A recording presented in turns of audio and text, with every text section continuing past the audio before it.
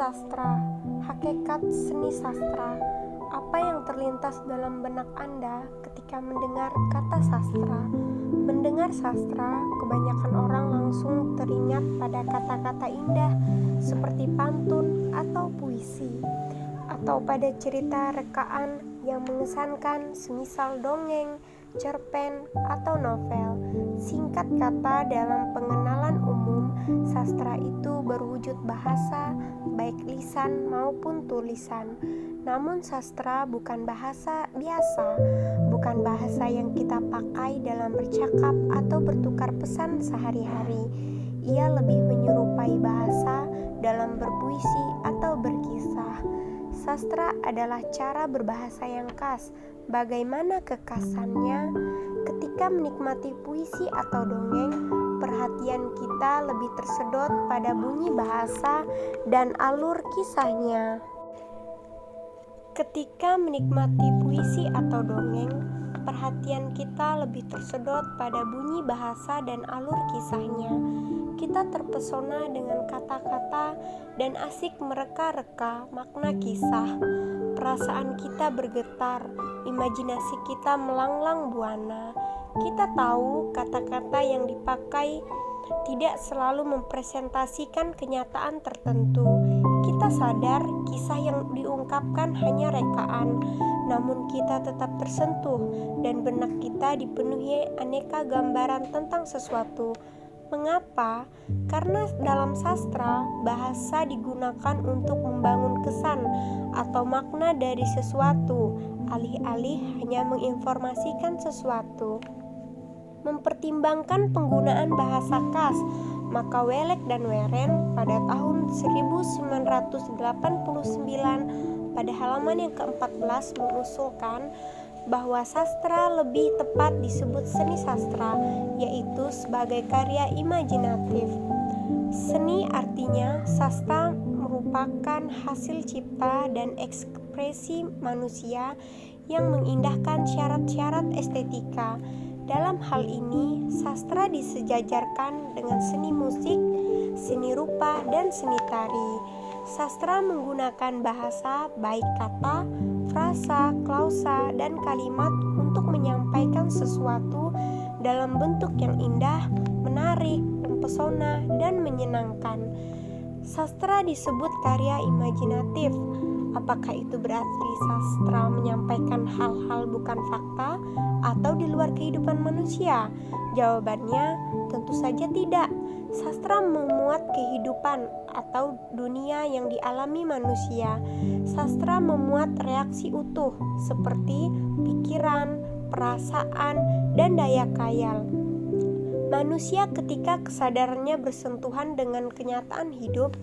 Sumarjo dan Saini pada tahun 1988 halaman yang ke-13 menjelaskannya demikian. Sifat khayali dari karya sastra merupakan akibat dari kenyataan bahwa karya sastra dicipta dengan daya khayal. Walaupun karya sastra hendak berbicara tentang kenyataan-kenyataan dan masalah-masalah kehidupan yang nyata, karya sastra itu terlebih dahulu menciptakan dunia khayali sebagai latar belakang tempat kenyataan-kenyataan dan masalah-masalah itu direnungkan dan dihayati oleh pembaca. Karakteristik seni sastra. Hampir semua karya seni menggunakan bahan dasar peristiwa, pengalaman, perasaan, gagasan manusia. Dalam sastra, bahan dasar itu diolah kembali oleh daya imajinasi, daya kreativitas, dan daya individualitas pengarangnya dan diungkapkan kembali menggunakan medium bahasa. Akan tetapi, bahasa bukanlah media ungkap eksklusif untuk sastra saja. Komunikasi sehari-hari dan ilmu pengetahuan juga menggunakan bahasa. Bicara karakteristik sastra berarti bicara bagaimana peristiwa, pengalaman, perasaan, maupun gagasan manusia itu diolah dan diungkapkan dalam sastra. Ada beberapa karakteristik sastra yang dikemukakan di sini, yakni estetis, konotatif, bahasa bergaya, dan ketidaklangsungan ekspresi. Estetis berarti bersifat indah atau berhubungan dengan keindahan. Welek dan Weren 199 halamannya yang ke-20 sampai yang ke-25 mengemukakan bahwa sastra adalah karya imajinatif dengan medium bahasa yang didominasi oleh fungsi estetik. Itu berarti sastra menggunakan bahasa pertama-tama untuk mengungkapkan keindahan, baru kemudian menyampaikan pengetahuan atau informasi. Konotatif berarti arti kiasan atau tambahan.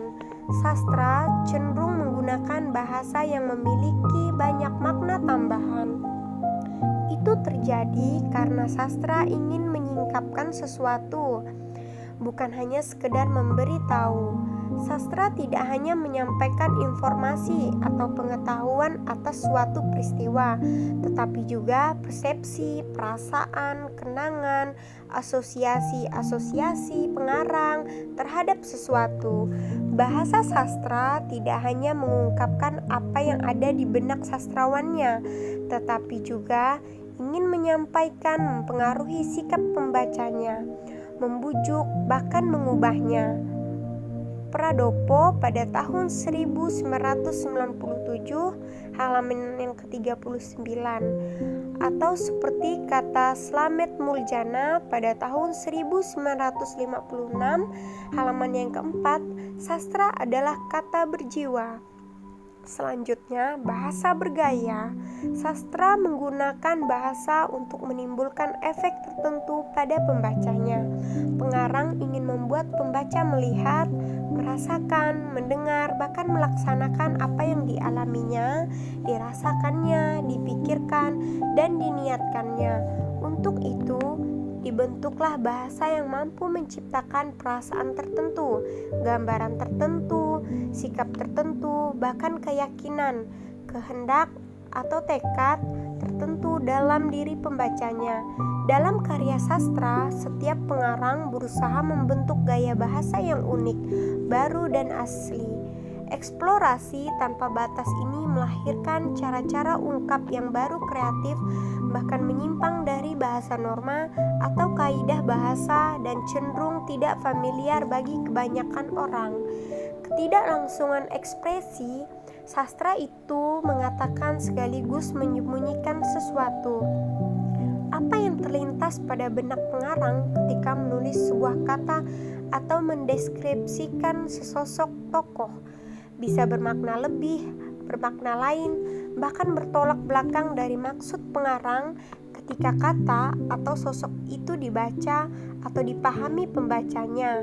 Kata rumput kering dalam sebuah puisi tidak hanya menunjuk pada objek yang dilihat pengarang. Demikian pun deskripsi fisik tokoh tertentu tidak hanya mengungkapkan imajinasi pengarang tentang tokoh tertentu, tetapi juga mengungkapkan watak tokoh, bagaimana bahkan sifat manusia atau masyarakat pada umumnya. Fungsi sastra.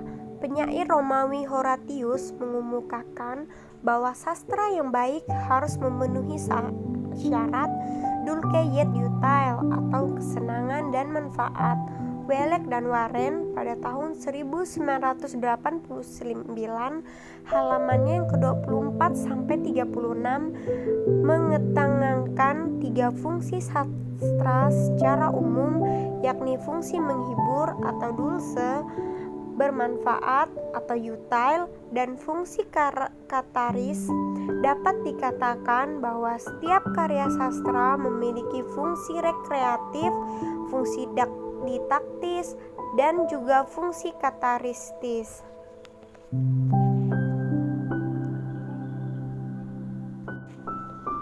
Fungsi rekreatif.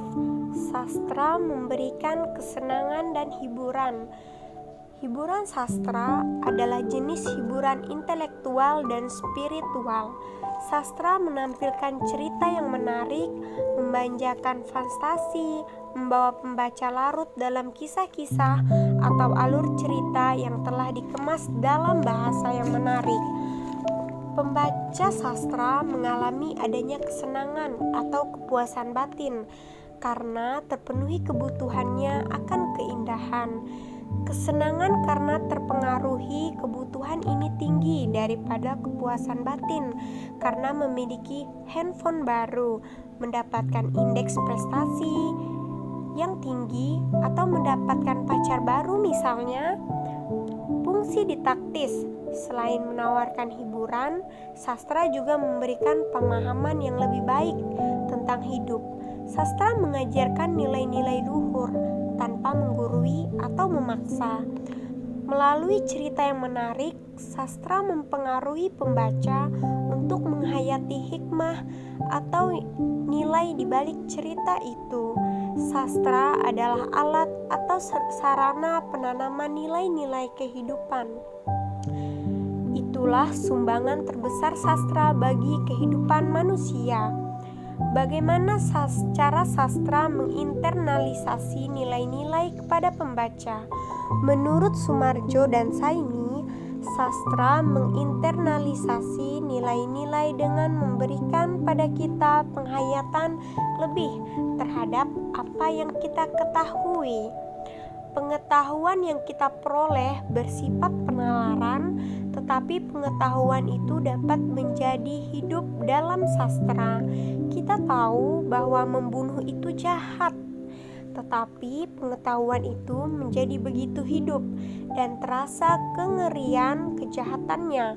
Kalau kita membaca drama William Shakespeare, Macbeth, dengan karya sastra semacam itu, kita diajak memasuki dan menghayati pengalaman kejahatan berupa pembunuhan. Dengan demikian, pengetahuan kita tentang larangan moral dan agama untuk tidak membunuh menjadi lebih hidup dan lebih terpahami. Soemarjo dan Saini pada tahun 1988, halaman yang ke-9.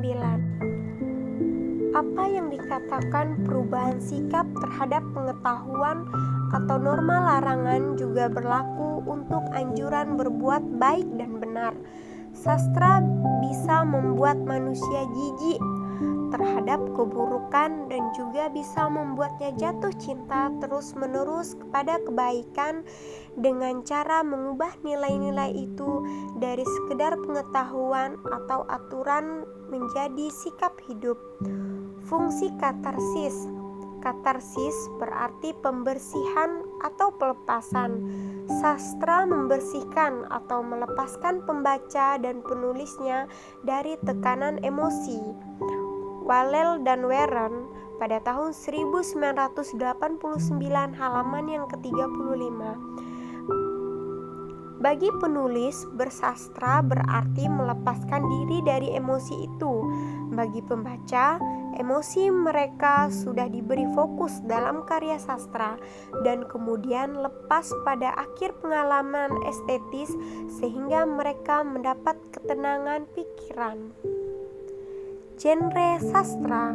Lukens seperti dikutip Nurgiantoro pada tahun 2013, halaman yang ke-13, mengartikan genre sebagai tipe kesusastraan yang memiliki seperangkat karakteristik umum.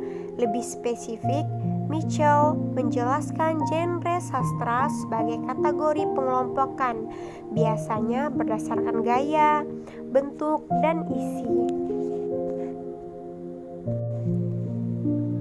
Berdasarkan ragam bentuknya, Aristoteles membagi sastra atas 3 macam, yaitu epik, lirik, dan drama pada bukunya Tiu pada tahun 1984 pada halaman yang 109. Epik adalah teks yang sebagian berisi deskripsi atau paparan kisah dan sebagian lainnya berisi ujaran tokoh.